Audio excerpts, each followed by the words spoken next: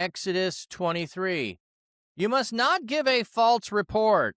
Do not make common cause with the wicked to be a malicious witness. You must not follow a crowd in doing evil things. In a lawsuit, you must not offer testimony that agrees with the crowd so as to pervert justice.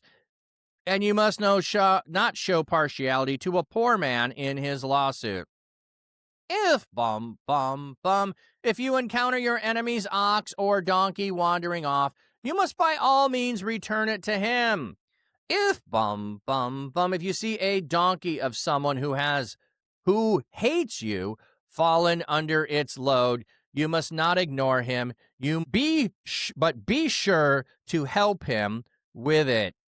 You must not turn away justice for your poor people in their lawsuits. Keep your distance from a false charge. Do not kill the innocent and the righteous, for I will not justify the wicked. You must not accept a bribe, for a bribe blinds those who see and subverts the words of the righteous. You must not oppress a resident foreigner, since you know the life of a foreigner, for you were foreigners in the land of Egypt. For 6 days you are to sow your land and to gather its produce, 6 years. But the 7th year you must let it lie fallow and leave it alone, so that the poor of your people may eat, and what they leave any animal in the field may eat. You must do likewise with your vineyards and your olive groves. For 6 days you are to do your work, but on the 7th day you must cease, in order that your ox and your donkey may rest, and that your female servant and the resident foreigner may refresh themselves. Pay attention to do everything I have told you, and do not even mention the names of other gods. Do not let them be heard on your lips. 3 times a year you are to make a pilgrimage feast to me. You are to observe the feast of unleavened bread 7 days. You must eat bread made without yeast, as I commanded you, at the appointed time of the month of Abib. For at that time you came out of Egypt. No one may appear before me empty-handed. You are also to observe the feast of harvest, the first fruits of your labors that you have sown in the field, and the first of the ingathering at the end of the feast of ingathering at the end of the year. When you have gathered in your harvest out of the field at 3 times in the year, all your males must appear before the sovereign Lord. You must not offer the blood of my sacrifice with bread containing yeast. The fat of my festival sacrifice must not remain until morning. The first fruits of your soil you must bring to the house of the Lord. You must not cook a young goat in its mother's milk. I am going to send an angel before you to protect you as you journey and to bring you into the place I have prepared. Take heed because of him and obey his voice. Do not rebel against him, for he will not pardon your transgressions, for my name is in him. But if, if you diligently obey him and do all that I command, then I will be an enemy to your enemy, and I will be an adversary to your adversaries. For my angel will go before you, and will bring you to the Amorites, the Hittites, the Perizzites, the Canaanites, the Hivites, and the Jebusites, and I will destroy them completely. You must not bow down to their gods. You must not serve them or do according to their practices. Instead, you must completely overthrow them and smash their standing stones to pieces. You must serve the Lord your God, and he will bless your bread and your water, and I will remove sickness from your midst. No woman will miscarry her young or be barren in your land. I will fulfill the number of your days. I will send my terror before you, and I will alarm all the people whom you encounter. I will make all your enemies turn their backs to you. I will send hornets before you to drive out the Hivites, the Canaanites, and the Hittites before you. I will not drive them out before you in 1 year, lest the land become desolate and the wild animals multiply against you. Little by little I will drive them out before you, until you become fruitful and inherit the land. I will set your boundaries from the Red Sea to the Sea of the Philistines, and from the desert to the river. For I will deliver the inhabitants of the land into your hand, and you will drive them out before you. You must make no covenant with them or with their gods. If you serve their gods, it will surely be a snare to.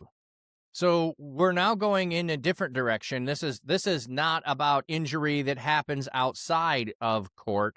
This is once we get to court. You must not give a false report.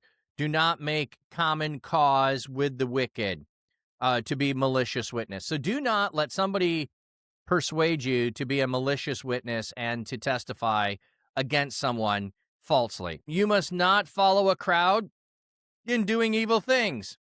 So mob rule, not a good rule. Do not follow the crowd. Don't go along with them. Don't go doing the things that they are doing. In a lawsuit, you must not offer testimony that agrees with the crowd so as to pervert justice. So, in other words, the crowd is wanting something to happen. You know better than that. Just don't go along with the crowd to go along.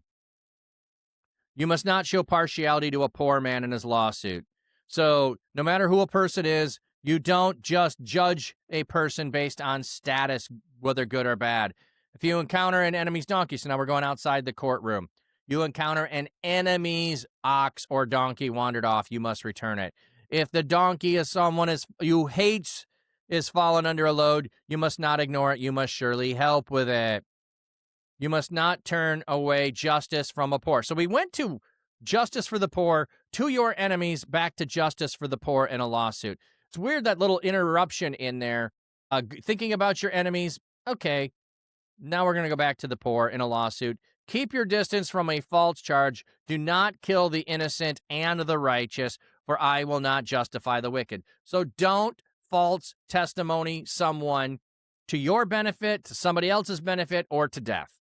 That's what we have. Bum, bum, bum. Yeah, I like that reasoning gaming.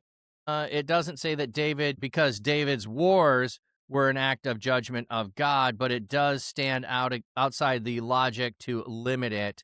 He took political wives. Yeah, it doesn't say that. Yeah, but historically it fits. Absolutely. You must not accept a bribe, for a bribe blinds those who see and subverts the words of the righteous. So yeah, again, we're here. You're in court. You need to do what is right. You need to stand up. You need to be a proper witness. Don't give false testimony. Don't take bribes. Don't pervert justice. You must not oppress a resident foreigner, since you know the life of a foreigner, for you were foreigners in the land of Egypt.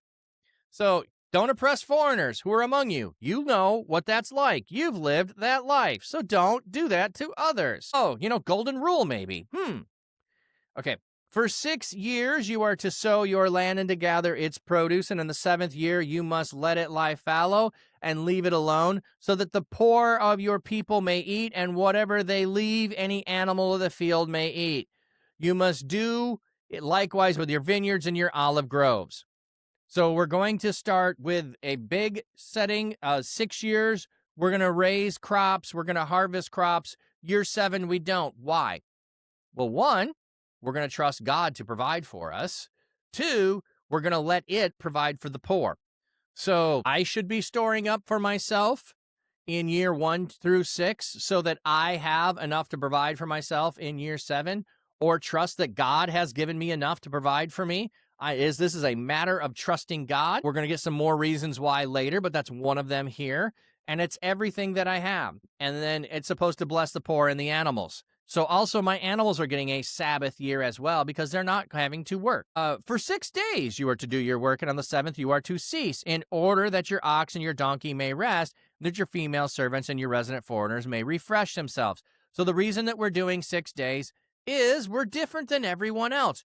We are going to trust God on the 7th day. We're going to give rest. Like God entered into his rest on the Sabbath day. Entering into his rest isn't just about not doing any work. It's also about the king who is entering into his rest is now established on the throne. So we are acknowledging God is the one who is on the throne when we are ceasing from striving to do and provide for ourselves. Thank you for that. Pay attention to do everything I have told you, and do not even mention the names of other gods. Do not let them be heard on your lips. This is a fascinating one. Don't even mention other gods. Don't let them come from your mouth. They end up with the point of not even saying God's name for fear of taking it in vain later on. But like, don't even mention the other gods, the God who shall not be named. That's an interesting thought. I don't know that they ever practice that. They don't practice the Sabbath year ever either. Now we're going to go to festivals. 3 times a year to make a pilgrimage to me. You're to observe a feast of unleavened bread. 7 days you must eat bread without yeast, as I commanded you at the appointed time in the month of Abib. For at that time you came out of Egypt. No one must appear before me empty-handed. So you're going to make a pilgrimage. You're to remember that you were slaves in a foreign land. I delivered you. Again, a lot of these things are to remember and participate in what God has done for you. You're to recall. You are to relive. You are to participate in this.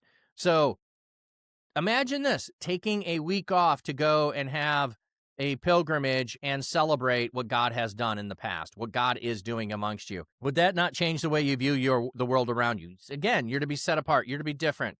No one is to appear before me empty-handed. So if the poor are in the land and they are doing what they're supposed to, showing up for this festival 3 times a year, you need to provide for the poor so the poor aren't empty-handed. If they don't have it, you need to provide it. The people need to provide for one another. They will not appear before me empty. So you need to make sure that the poor are taken care of so they're not appearing empty-handed. You are also to observe the Feast of Harvest, the first fruits of your labor that were sown in the field. So this is the Festival of Weeks is what it becomes known, and the Festival of Ingathering at the end of the year, when you gather in your harvest at the end of the year. We have Festival of Booths at the end as well. So I'm thinking that's in conjunction with that, or maybe it's a different one. Maybe you don't have to journey for weeks. I don't remember on that one. Hey, JD, welcome in. At 3 times, all the males are to appeal before the sovereign Lord. So we have that. You must not offer the blood of my sacrifice with bread containing yeast. So we're going back to the Feast of Unleavened Bread. No sacrifices with leaven in them. The fat of my festal sacrifice must not remain until morning. So you have to burn it.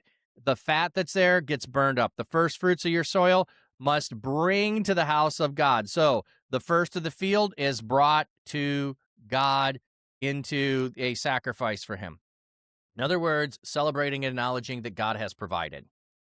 You must not cook a young goat in its mother's milk.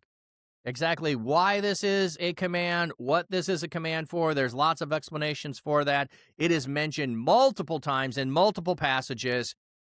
There is the thought that perhaps there is some ritual sacrifices or something that pagans were doing, and this might be something along those lines.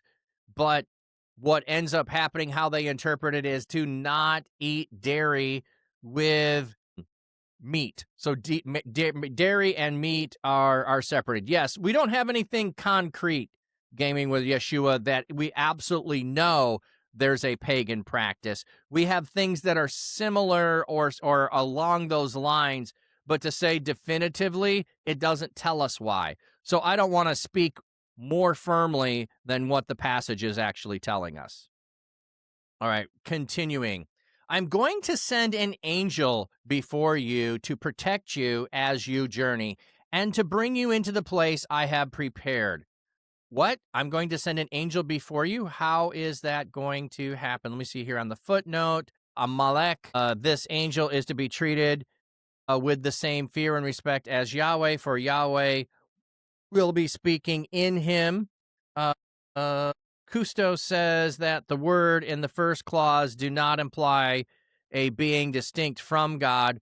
For in ancient world, the line of demarcation between the sender and the sent is liable easily to be blurred. Yes, we've seen that often, where it says God is speaking from the bush, and then it says it's an angel in the bush. We have that blurring of lines between the one sending and the messenger who is actually bringing it.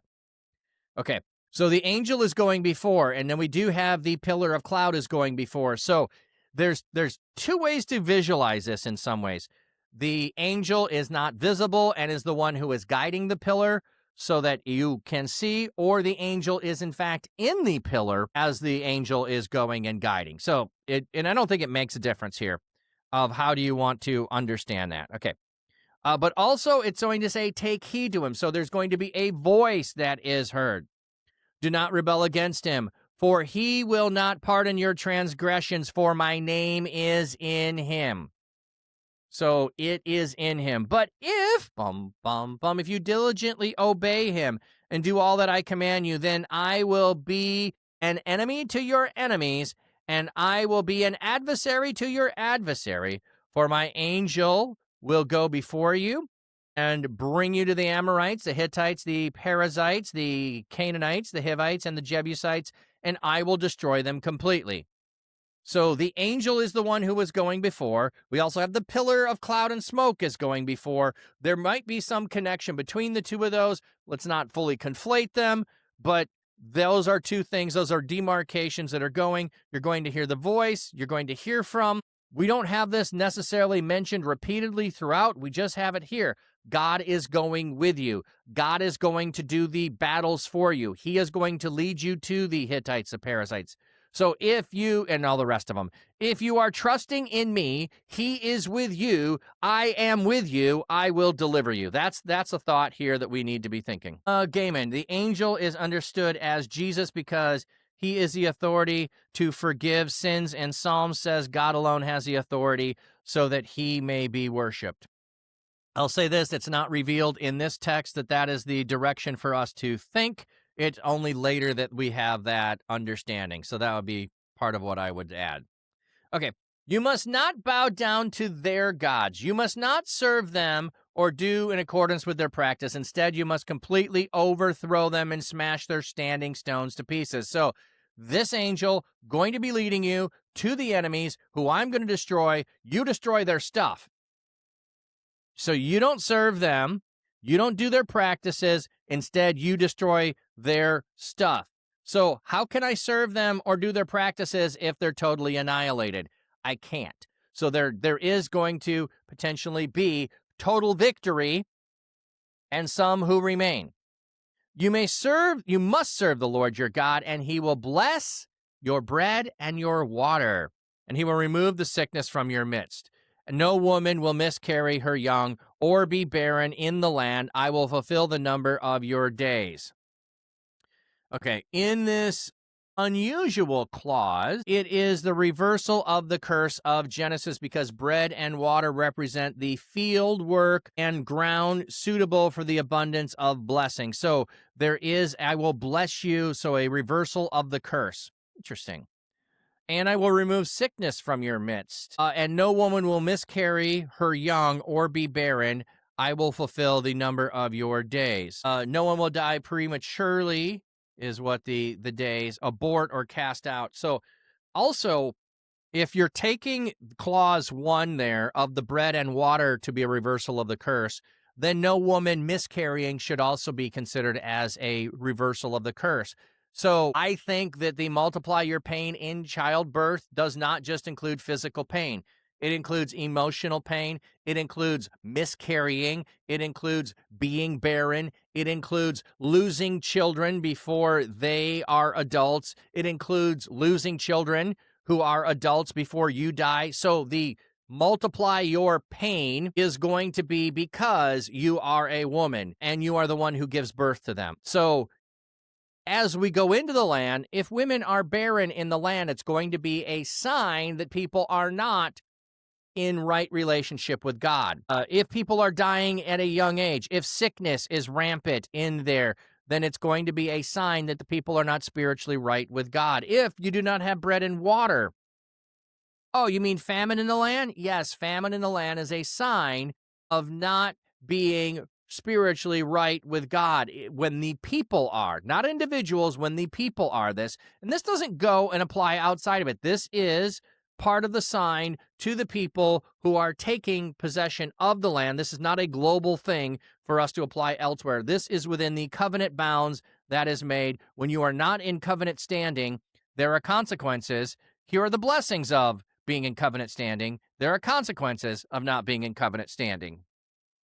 I will send my terror before you, and I will alarm all people who you encounter. I will make all your enemies turn their backs to you. I will send hornets before you, and that will drive out the Hivite, the Canaanite, and the Hittite before you. So only 3 tribes are mentioned here. But the hornet is supposed to do the battle. Okay? God is going to use natural animals, bees, hornets, supernatural, storms, I guess, could still be natural. Whatever means God is going to choose, God is going to go to battle for you. God is going to evict from the land those that are under judgment. I will not drive them out before you in 1 year, lest the land become desolate and wild animals multiply against you. So I'm not just driving everybody out all at once. Okay? Little by little, I will drive them out before you until you become fruitful and inherit the land. So you need to keep multiplying. You need to keep growing. You need to possess. Then you move on. You have another area. We're going to do this little by little. I will set out your boundaries from the Red Sea to the Sea of the Philistines, and from the desert to the river. That's going to be probably the Euphrates. Yeah, usually the Euphrates. I will deliver the inhabitants of the land into your hand, and you will drive them out. So I'm going to deliver them into your hand, and you will drive them out before you. So driving them out is they no longer possess the land. They are no longer the ones who dwell in the land, who are the power in the land. You must make no covenant with them or with their gods. This seems pretty clear. You are to make no covenant with them. Who is the them? Is it just those specific tribes that were mentioned? The Hittites, the Canaanites, the Hivites, the Perizzites, those 6, 7 tribes? Is it just those, or is it everyone in the land? Does it also include the Philistines? Does it also include others that are in there? Not super clear on one level. I would say because certain ones were mentioned that are going to be driven out, I would say they're the ones that are definite within this, and others, maybe there aren't. But what is clear, they must not live in your land, lest they make you sin against me. And if you serve their gods, it will surely be a snare to you. So why do you not want them around? You don't want them continuing to serve their gods and worship their gods, and so that you will be snared by that, and you will fall into sin, and you will go along with them. So if they remain in the land, that means they are going to be resident foreigners who are adopting and following your rules that I'm laying out for you and establishing. They're going to be serving me and not their own gods. So those who can be enfolded into the Israelites are to be able to remain in the land, and the rest are to be driven out.